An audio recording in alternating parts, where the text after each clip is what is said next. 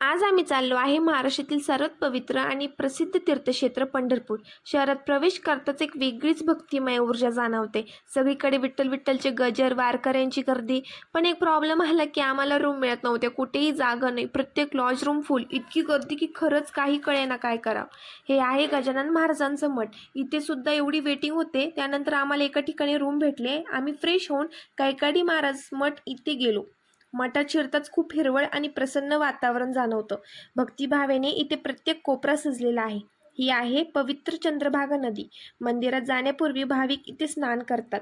असे मानलं जातं की ह्या स्नानाने मन, शरीर आणि आत्मा शुद्ध होते. आईने गंगेची पूजा केली. आम्हाला दर्शन संध्याकाळी करायचे होते आणि हेच ते प्रसिद्ध श्री विठोबा रुक्मिणी मंदिर. दुसऱ्या दिवशी आम्ही तुळशी वृंदावनला गेलो.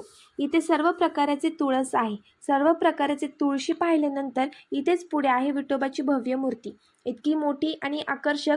हात कमरेवर ठेवलेला हा विठोबा अगदी साक्षात उभा आहे असं वाटतं. हा होता माझा पंढरपूरचा शॉर्ट व्हिडिओ.